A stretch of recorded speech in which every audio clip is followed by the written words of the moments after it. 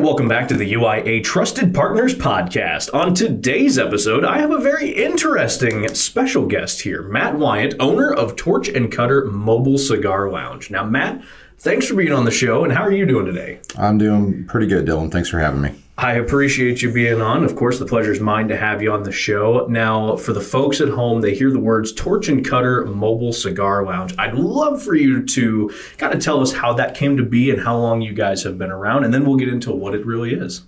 Sure. So about a year ago is when we first launched Torch and Cutter, and we wanted that to be something unique in the Omaha area that we could bring that would make cigars more approachable for the average person who had an interest or was wanting to get into that.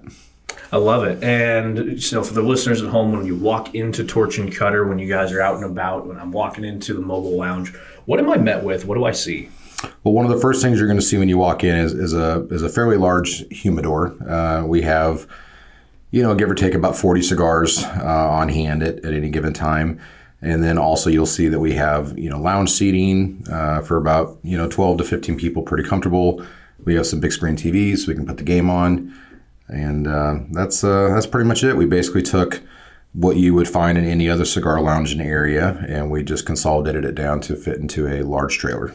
Yeah, and I do love it. I've been out there personally. I think it's extremely accommodating. It's very comfortable. I know when people think in their minds trailer and come out and be a mobile lounge kind of thing, they might feel like it's cramped. That's not the case at all. It's very spacious, and honestly, it's very inviting. Yeah, we when we started that, we started with a custom ordered 30-foot toy hauler, and so we ordered it, wider, taller than what you would normally find. Basically, we got that thing about as big as we could get it. Love it. Just to make sure we could fit everything in, and it wouldn't feel like a cramped-in space. Now, the million-dollar question probably you get all the time, though, is, if I don't have a lot of cigar experience, but I'm out and about, I'm enjoying some festivities, and I stop by, I'm curious, what is the best way for myself or somebody with that lack of knowledge to approach you and kind of go about that process of maybe learning some good things about cigars? Yeah, so that's where we really set ourselves apart from other cigar lounges. We are really set up to cater to new and occasional smokers. Torch and Cutter is an experience. It's meant to be educational and informative. So, we get a lot of people who have maybe never smoked before, or, maybe it's a once a year kind of thing. And so the nice thing is we have an environment where you can come in, you can look things over, you can ask us questions. We're happy to answer them. We're probably asking you questions to kind of help guide you through that selection process. And we want that experience that you have to be positive. So let's say you're with somebody who is an avid cigar smoker and smokes a lot, and they say, hey, this is a great cigar. That might be a great cigar for them. Right. It's not a great cigar for you. Right.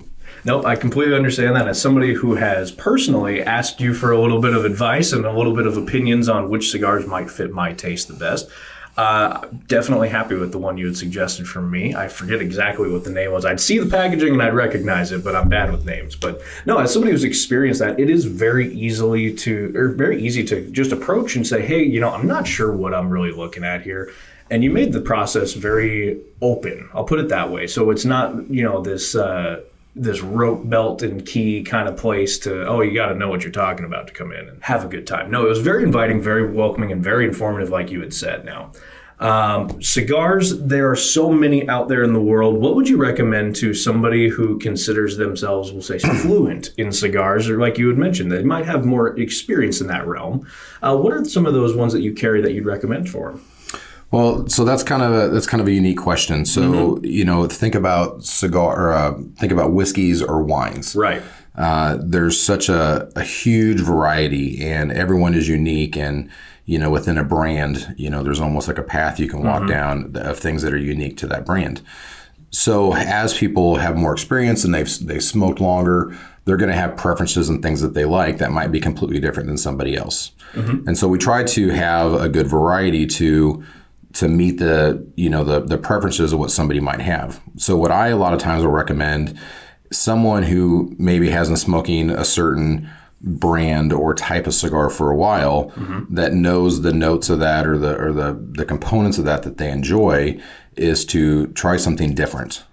So let's say you like a Connecticut, but you like something that maybe the Connecticut's are getting a little light for you, So somebody like myself or someone at another cigar lounge can say, hey, if you like a Connecticut, this might be one that's worth trying because it's different in this way. Gotcha. So rather than kind of get yourself just kind of stuck in the same, having the same cigar again and again and again, part of what I think is enjoyable is branching out a little bit and trying something a little different. Yeah, I love that. And of course, talking with you, the expert, you can kind of find some of those similar cigars that are still unique in their own right and still kind of branch out your repertoire, so to speak. So I do love that, and I love how easy you make it to come talk to you about that. Now, I'm curious what some of your favorite cigars are. Obviously, being the owner of the lounge, if you partake in the cigar operations, you probably smoke a couple. And what are ones that you like to gravitate towards? So myself personally, I actually enjoy a little bit of a lighter cigar. I kind of joke with folks that, spending the evening in the lounge when it's busy is like I've just smoked 30 cigars. Fair enough. So, so I do enjoy some of the infused cigars. So I'm personally a big fan of Tobacco. Has a coffee infused cigar with some notes of chocolate that's very light. It's a good kind of anytime cigar. Probably second to that, La Aroma de Cuba has a Connecticut that I've been a pretty big fan of right now. And probably third up, as I've been trying to branch out a little bit and smoke some things that aren't in my normal preference. Perdomo Lot 23 Maduro has been the one the last couple weeks that I've been enjoying. I like that. I like that you are still expanding your repertoire as well, still kind of testing out new things to keep it fresh for yourself as well. Now, we actually just had Jim Rusk on the show. He was out and about the evening that we were all there together. He was just on the program, and his episode will be out a little before this one. But he actually made a comment to you, and I wanted to at least just take a moment to mention it, that your prices are fantastic. And he's an avid cigar smoker. And he made that comment to me, and I kind of went over and was kind of, just examining the prices and all that kind of stuff. And it made me think back to other cigar lounges that are in town. They're attached to bars, et cetera, et cetera. And yeah, your prices are smoking, man. Like, no pun intended there, but yeah, your prices are great. And I'm curious, how you're able to keep that affordability for the customer. So, one thing, like I mentioned before, we want it to be approachable. Yeah. And cigars don't have to be expensive. So, our setup is a little different. Obviously there's less money in building a lounge in a trailer versus a brick and mortar. Sure. We have less square footage. We're not paying the rent that a cigar lounge is. So we don't need to have as much of a markup as you would find maybe in another place. So there's that. But separately, it's not just the cigars. If you're going to smoke cigars on a regular basis, you're going to need a cutter, you're going to need a lighter, you're going to need a way to store those cigars. Right. And that also does not have to be expensive. So, we have airtight jars, which work great as humidors, and they're $15. There's no reason to have a $100 humidor. Yeah. It can be affordable. Lighters, for $5-6, and cutters, for $3. So that cheaper cutter or cheaper lighter does the job. Also, if, let's say you're a golfer and you hand out your lighter and it makes the rounds because you're loaning it out, and then suddenly at the end of the day you don't have your lighter anymore. You lost a $5 lighter and not a $50 lighter. Right. Yeah, no, that makes a big world of difference. Like wearing a really expensive pair of sunglasses, and you put them down, you swear it was right next to that bench. Yep. You just don't remember. So I do love it, and I do love the approachability factor that just Torch and Cutter has about it. Now, just for my natural curiosity about this, I'm so interested in the process of how things work and how things come to be. But I am very curious, what makes a great cigar great, and what makes a bad one so bad? Well, I think some of the consistent features of a more premium cigar, it's gonna be hand rolled and not machine made. If you've ever seen a cigar tobacco leaf, kind of naturally how it is, it's just a large, very, very large leaf. Yeah. So the premium cigars that are hand rolled are using, long leaf filler, as you would say. Cigars that are cheaper might be using the offcuts from those cigars. So as that cigar roller is rolling that cigar, he's trimming those leaves as he goes. Gotcha. They don't throw those leaves away. You know, Sure. they use them and resell them. And a cheaper cigar company or line will use the scrap. Interesting. And so, you know, you can have a great cheap cigar Right. using the same tobacco, something premium, but the long leaf filler cigars are going to burn better. They're going to be more consistent. There's a little more skill set involved in a hand rolled cigar versus one that is machine rolled. Interesting. That's great to know, especially for somebody like myself who's not super fluent in cigars, but I do enjoy them on occasion. I am curious, though. I do see it all the time. I don't know if it's a fad or not, so I kind of wanted to get your take on this. What is your kind of opinions on, you know, you had mentioned lighters for your cigars earlier. I see people talking about, oh, you should use like a hemp wick match, or you should use something like that. I'm curious to get your opinion. Is that just like a fad, or is that more like, is there some science behind that? You know, a lot of that is just going to come down to personal preference. Interesting. You know, Okay. The type of cut that you prefer, you know, the things that you might see online about, oh, a V cut and the airflow through the cigar and things like that. And with some cigars, you know, there is a component of that. But for the average person, you know, no matter how I cut that cigar, you're not going to notice any kind of difference. So, you know, Gotcha.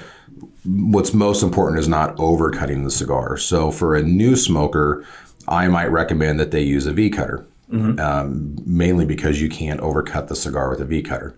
You use a straight cutter and you cut a little bit too much off the cap and the cigar starts coming apart. So things like that, you know, I think just kind of come down to just preference of people. And it's kind of like if you ever watch someone talking about like a whiskey or a certain wine, or talking about notes of, Right. you know, whatever, you know, sheep fur from the east side of the cliff, you know, I mean, and you're going to taste that and be like, yeah, it tastes like whiskey or it tastes like wine. You know, you're not going to pick up those subtleties.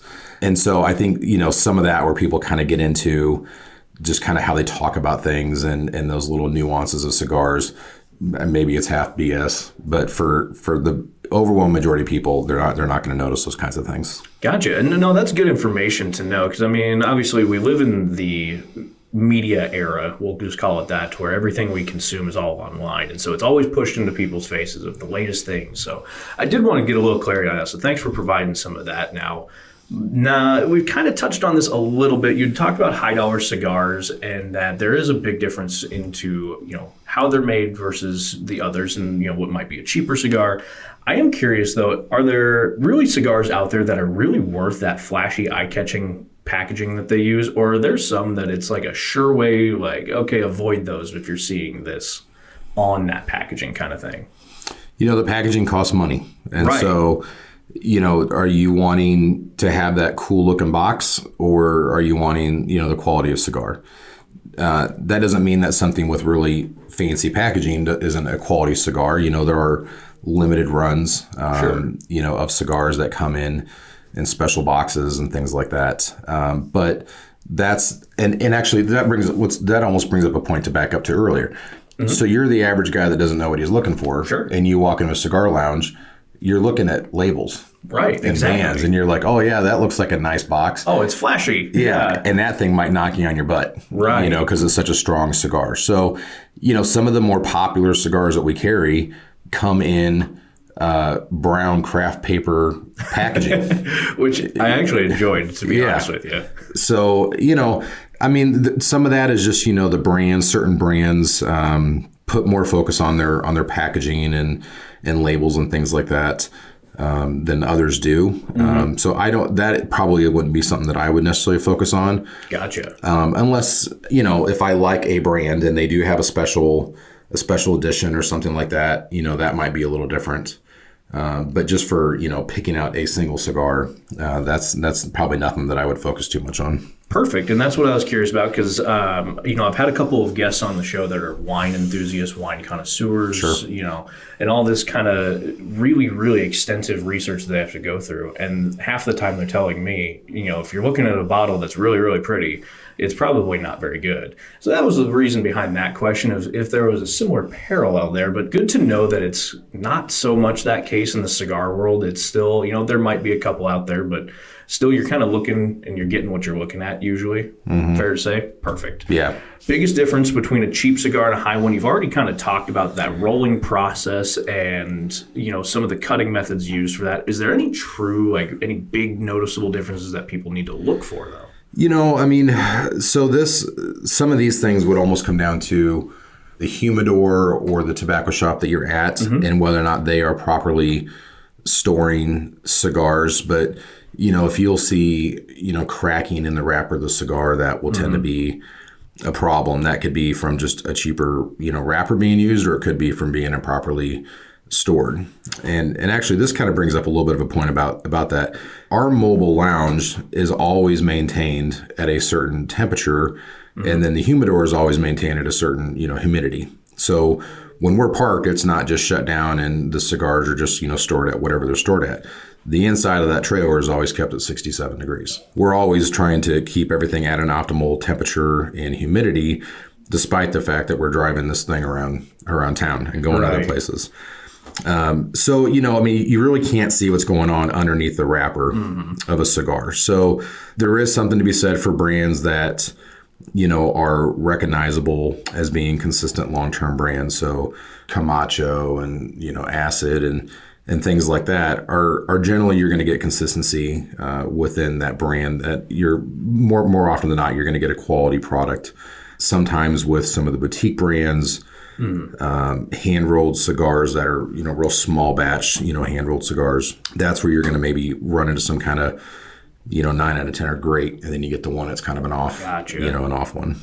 And I am curious too, I'm sure you've probably run into this at least once or twice. Maybe a little bit younger crowd or a couple that walks in and, hey, oh yeah, man, I love cigars. I smoke Swisher Sweets all the time. Sure. What's your recommendation if somebody comes in and that's kind of their level that they usually partake in? So, a cigar like a Swisher Sweet is a cheaper cigar. It's going to be made from scrap tobacco. Right. It's going to be machine made, and they're flavored. And the difference between flavored and infused, flavor is something that's, just, applied. So let's say. So that they slap it on at the end. Yeah. There's not a natural. I'm trying to think of a good example of flavoring, vanilla or chocolate or whatever. That flavoring is applied to the cigar. So as you smoke it, you'll tend to kind of burn out the flavoring on it. Yep. Versus a premium cigar that's infused, there's a process where they impart those flavors onto the tobacco leaf, and it tends to be throughout the entire cigar. I love that.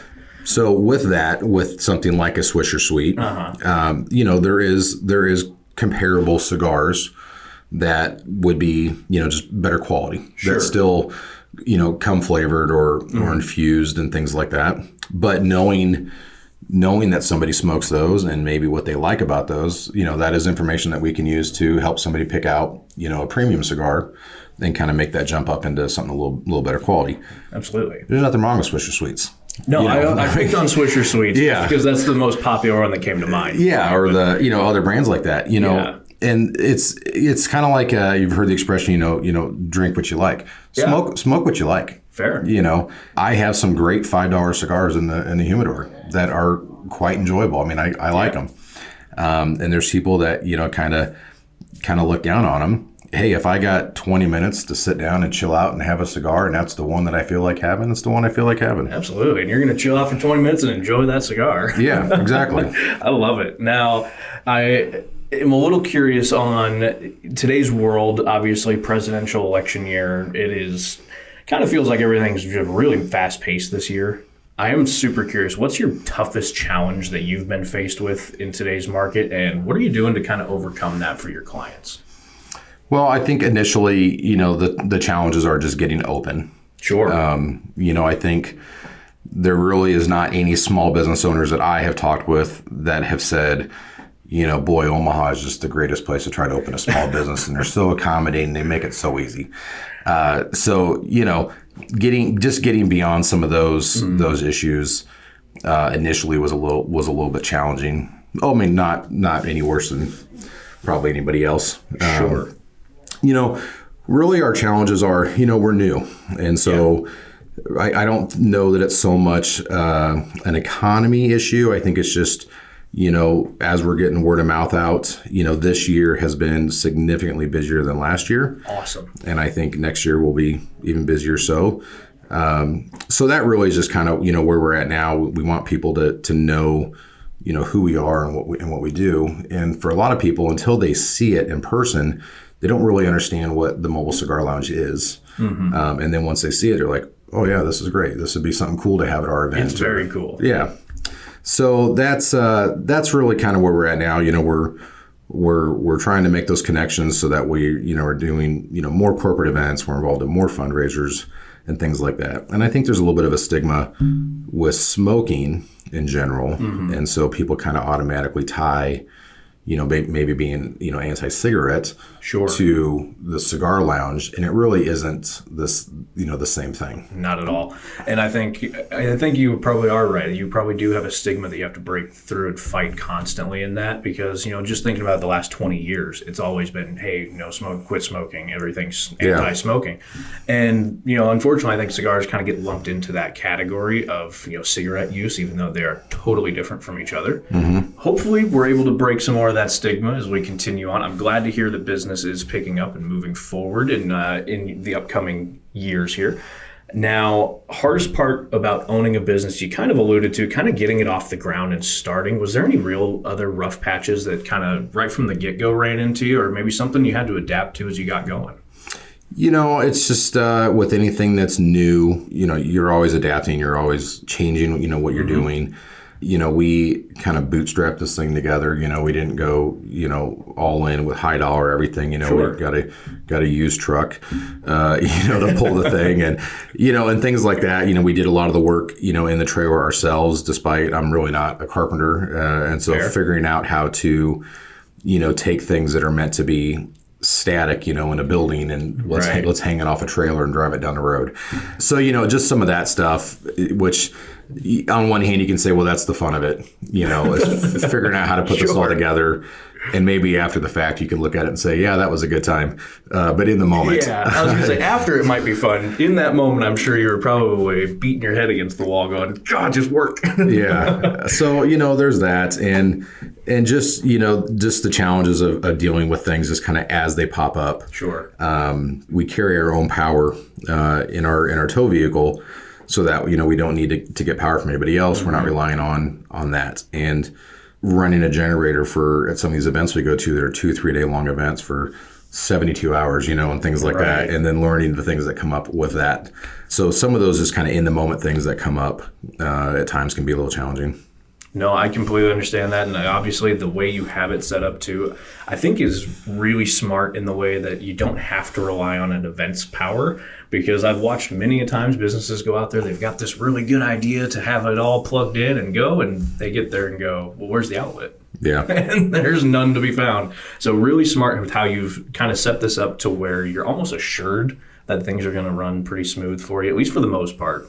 Murphy always rides shotgun, but yeah, and we've put so much thought and time and effort into some of the smallest details. Mm-hmm. And just as an example, our generator, we run an inverter generator. It's quiet. Yeah. So even when that thing is running 5 feet from the trailer, it's not drowning out. Quiet. Yeah.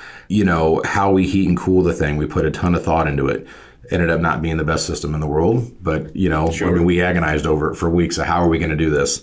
And version 2 of this trailer, which we expect to be probably in a year or so. Awesome. We'll take all the things that we learned from figuring out the first one and putting it into another one, and we know it'll just be that much better.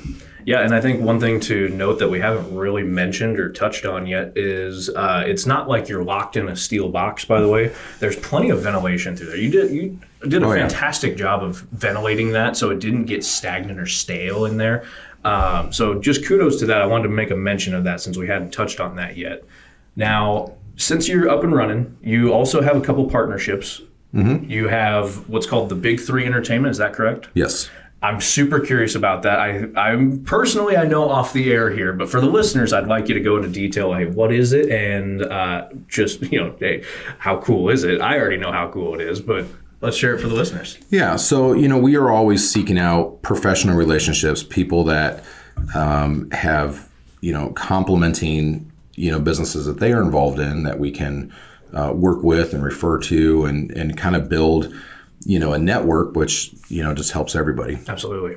So consistently with some of the events and things that we were involved with, we were working with All In Party Rental, and that is Ken Waters, and he has casino table games with dealers, and he really is just the premium operation for that, very high quality equipment. And also Midwest Mixers, which is a mobile bar that actually has a liquor license. Yes. And the key thing with that is a lot of these mobile bars, you can rent the bar and you can rent maybe somebody providing bartender services, but they are not your liquor provider. They can't be legally. Right. And so, Midwest Mixers having that liquor license makes them exceptionally unique. So the three of us, after a couple events decide, we really should kind of bring this together in kind of an unofficial partnership. Yeah. And that unofficial partnership is Big Three Entertainment. And so what we have done a lot this summer, especially, is we have been working a lot of fundraiser golf tournaments together, and those guys set up on a hole. They're doing a table game. Cassie from Midwest Mixers is doing some shots or some drinks, and and I'm providing the cigar services. So our three businesses complement each other very well, and we refer each other individually as we are maybe talking to someone and they have an event coming up. We're referring them out, and then vice versa. And then the three of us, we obviously will also work with other vendors in other areas. So, we really are building a large network of vendors and service providers that are really the premium option in that area that they work in. I love that too. And I love that it's, hey, inclusivity rather than exclusivity of, oh, hey, we're competing businesses, even though we're not competing with each other really in any regard. No, I love that it's open, and I love that you guys all came together and basically said, we are the perfect three synergies together. Why not feed into that? And why not use that? Cigars, booze, gambling. It's a one-stop shop to, if for someone wanting to have a killer event. Absolutely. It's one phone call and it's done. Yeah, I mean, literally at that point, you're making the secondary phone call to get the band, and that's it. Yeah. Yep. Like, it's pretty much ready to go right there. I love that. So I do love that Big Three Entertainment, kind of the unofficial partnership, but still a very cool premise for a company outing, maybe some fairs and festivals for next year, things like that. Hey, fair boards, if you're listening, get some adult fun there. Kids have plenty of entertainment with the carnivals usually. Adults need something to kind of go do and cut loose a little bit on these things too. Yeah. Now, what is the most rewarding aspect of what you've done so far, and what's your biggest pride point? This is our third business. The first one we opened was very successful and sold that after 4 years. So really proud of that accomplishment. And for me, it's nice to kind of build something from scratch, something that didn't exist before. And what has kind of been the focus with our businesses really has kind of been entertainment. And we want to be unique in that. We want to be the first in what we're doing. And so for me, with Torch and Cutter, it's not even so much about the business and specifically what it is, but it's very enjoyable to have somebody new come in, have them experience something new, to ask questions and be able to kind of educate them and expose them to something that's different. And so that's pretty rewarding and really enjoyable. It's funny when we have larger groups and the majority of the group has never smoked a cigar or is very new to it. Personally, that's a much more enjoyable event to be a part of than everybody knows exactly what they want. Right. And so they just come in, yep, I want this, they pick it out, and that's it. So, engaging with our customers and helping them, through that process and explaining things to them is really enjoyable. I love that. Now, you'd mentioned before you've owned other businesses and you've grown those other businesses before. This is business number 3. Mm-hmm. What's a piece of advice maybe that you could give to somebody who's looking to start their own business? You know, that's I know that's a tough one because obviously it depends on your industry of what you're going to do. I mean, and there's a whole lot of books written about that probably all say different things. Oh yeah, I figured I'd at least always ask, somebody in the first-hand field of it. But. So in the ongoing day-to-day operations, one thing I tell some of my guys is plan for the failure. What is going to be the weak point in what we're about to do today? What is going to be the problem that's going to create a negative for our customer? And let's just avoid it. Let's just not have it happen. When you go to a restaurant and you have a good experience and you're well taken care of and your food comes out and it tastes good and you leave, that just was a good experience. It's what you expect. Right. But, your food's bad or you can't get a refill or, whatever. And now you've had a bad experience. Yep. And had that negative thing never happened, you would have never thought about it. So why create the negative? No, that's an interesting piece of advice. I think that's actually really, really good advice. So appreciate you sharing that here with the listeners because honestly, think for the negative when it comes to that stuff because I always make the joke Murphy's riding shotgun because Murphy's Law says anything that can go wrong will. Yeah. And, and as far as starting a business, it's easy to come up with all the ways that this is just going to be a slam dunk and you're going to knock it out of the park and you're going to be, a millionaire tomorrow. Right. It's harder to say, what are all the reasons that this is going to fail? And am I financially able to overcome those failures? If I start this business and I blow all my cash on getting it open, do I have enough juice to keep it alive for 6 months? No, that's a good, thought. That's a tougher conversation to have. And, it's part of it's being honest because it's easy to say, man, this is going to be great and I'm going to be awesome at it. But sometimes you're not. Yeah, no, that's fair. Optimism versus realism is a very, very good conversation to have with yourself, especially in that beginning stages. Yeah. Now, what's something you'd love listeners to know more about when it comes to cigars or specifically Torch and Cutter Mobile Cigar Lounge? Yeah. I think, we are pretty regularly out and about in the public somewhere. Mm-hmm. And so, I kind of joke, we do fun stuff. We do a lot of bike nights and, car shows and things like that. We're going to be at SIP, Nebraska and Junk Stock. Just come on in, check it out. See what it is for yourself. Ask some questions. You don't have to buy a cigar to come in and hang out. Yeah, so you can kind of see what the process is. You can kind of see how we help someone pick out a cigar. We can answer all your questions. We have lots of people that come in together, and two friends will try a cigar and share a cigar. So that's an even easier way to kind of try out that experience and see what you think about it. I love that, and it's super approachable. It's very easy to come talk to you guys when you are out and about. Matt, what is the easiest way for people to maybe reach out to you if they don't find you out and about and they're wanting to talk to you about potentially either having you out or catching you at the next event? Yeah, so torchandcutter.com is our website, and we're also on Facebook, Instagram, under the same name. And so that usually is where you'll see, our postings for events and things like that.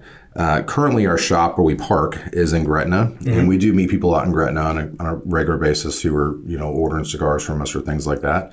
I'm out there quite a bit. So, if someone just wants to meet out at our shop, and actually you guys had your meeting where we met out at our shop in Gretna. Not very flashy, but I grew up in that environment back in the Sand Hills. So shops and having a trailer inside and everybody's hanging, it was right at home for me. Yeah, so we're always happy to meet someone out at our shop and help them pick out some cigars. And even for things like there's folks that are maybe having out of town weddings where they want to do cigars.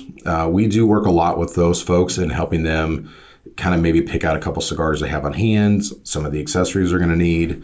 And then we will order in those cigars for them, pack them up so they're going to stay fresh, and just kind of handle that, for them so that when they get to their actual event, they can just sort of kind of open it all up and it's ready to go. I love that. So there's other services we provide other than just our gigantic 53-foot trailer.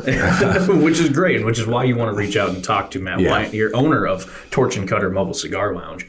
Now, I am curious, you brought up a good point of, hey, you help people out with other options and things like that. If somebody is looking to maybe book you for their next event, what's the area that you service? Because I know obviously you can't drag the trailer everywhere, and there's got to be some limitations. I'm curious as if you have any at the moment. Yeah, so generally we are currently staying within about an hour of Omaha. Okay. We did just pick up a different tow vehicle that can handle the size of our trailer a little bit better and make it a little bit easier to branch out to a larger area. Sure. Maybe get a couple hours outside of Omaha. At that point, there probably is a little bit of a mileage adjustment if we're going that far. But generally, for the most part, we're kind of in the Omaha, Western Iowa, kind of area. We do Lincoln, events and things like that are no problem. Absolutely. And great to know because, and again, I'm from the Sandhills. That's 3 hours west. So before you start getting some phone calls from there going, hey, yeah, again, might be a different conversation on the mileage part of things. Now, before we get to those burning personal questions that I'd love to wrap the show up with, anything else you'd love for the listeners to know? It's something really unique, and I just say just come check it out. It might be one of those things that you think that you wouldn't enjoy, and you might surprise yourself. You might just surprise yourself. It's a 10 out of 10 experience, in my opinion. Check them out. It's Torch and Cutter. They're a mobile cigar lounge. We're talking with Matt Wyant, of course. He's the owner. Now, flipping the side of the coin, so to speak, we like to wrap the show up with some personal questions, just so the folks get to know a little bit about you.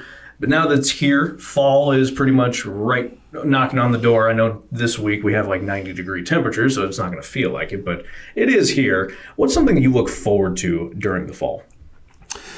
So we actually like it when the weather cools off a little bit. We think it just, for things like block parties and when we do, private events at someone's house and we're just pulled up and everyone's out, in the driveway with a fire pit. I just kind of feel like, the earlier evenings, it just, everything just seems a little nicer, a little more hallmark in the fall. I like it. It's a little more brisk in the air. It's a little cooler. You can enjoy things outside. Yeah. I imagine in the summertime, you guys probably have a little bit of struggles some days where it's like 110 outside and that's got to cause a little bit of a bump in the ride. Yeah, we're driving around in a black box. Yeah. And so we have a very large mini split air conditioner that handles a majority of the AC load. And then we do have a secondary portable AC unit that we put in the back of the trailer so that when it is just crazy hot like that, we can help kind of keep it cool. We turn some fans on.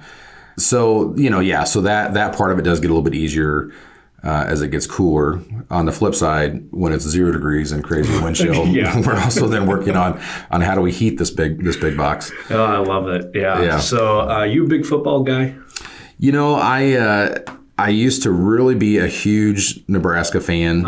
And then, about 6 years ago when we had opened a bar, I would record the game and go out of my way to not catch the score or hear anything about it in the background. And I've watched the games at home. And I feel like the last couple of years it's gotten harder and harder because everything we do is always working on the weekends and working on the evenings.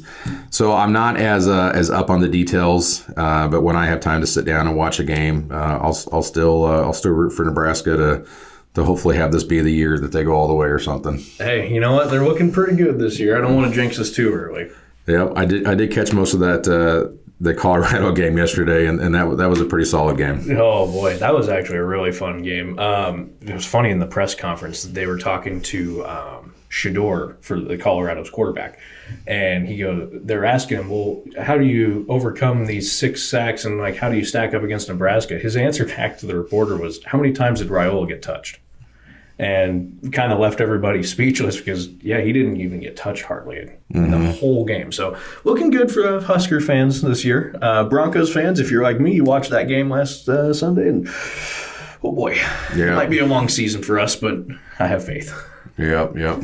Now, I always jokingly say that here in Omaha, La Vista, Ralston, and the surrounding areas that are all kind of touching each other at this point, I say that we're spoiled. We have so much to do, and there's just so much to enjoy here in this great part of the state. Food, entertainment, you mentioned it, we've got it somewhere. I'm curious what your Mount Rushmore of all of it is right now. It could be a current Mount Rushmore. It could be like the all-time favorites from the glory days. Whatever you're feeling. That's kind of a tough one. My wife will complain. I'll find something that I enjoy, maybe a new restaurant, new whatever, and then I'll go there too much and burn myself out on it. So, I do think that Omaha, for being a pretty big community, there is a lot of unique and different things to do. I know there's a lot of Facebook groups and things like that. But even just from a food aspect of it, you could try new restaurants, new places, 5 nights a week if you wanted to, and it'd take you a long time to get through it. Yeah, I'm actually curious if somebody's done the math with how many restaurants we have, of how long it actually would take you to hit all of them, because there are so many. Now, something that you're looking forward to this fall, now that it's cool, anything like that on the radar? Post fall, when we get into winter, that's when things really do kind of slow down for us, and my other business and my wife's work will tend to slow down a little bit as well. And that usually is like when we'll travel. Oh, fun. So we usually take a trip or two in the winter, a cruise or something like that. Love that. So, you get warm. Yep. So we actually have one coming up in late October. So that's just kind of like when everything in our life just sort of just takes a little bit of a breath, and we can kind of catch up and go relax a little bit. I love that, man. That's super healthy to have that point in time, at least once a year, once every other year or so, to be able to do something like that. Because, it's very important, especially when you are the man, you're the owner of Torch and Cutter Mobile Cigar Lounge, and you got to run it on a day-to-day. Imagine it takes a bit out of you sometimes. A little bit. It's interesting when your business runs on nights and weekends. So, for us, like a Monday, Tuesday is kind of like our weekend. Right. No. But really it's not, because then everything's back open. So you're running errands and everything else. So it's nice when you get a chance to take a week where, it's been on your calendar for months that you're not working that week. And so big highlighted circled, and I love it. And, safe travels going forward. That does wrap up today's show. Matt Wyant, owner of Torch and Cutter Mobile Cigar Lounge. Matt, anything else you'd like to share, or last notes for the listeners before we wrap up? I appreciate you having me out, Dylan. Hey, thank you for taking the time to come on out today. And thank you, listeners at home, for taking the time to listen today right here on the UIA Trusted Partners Podcast.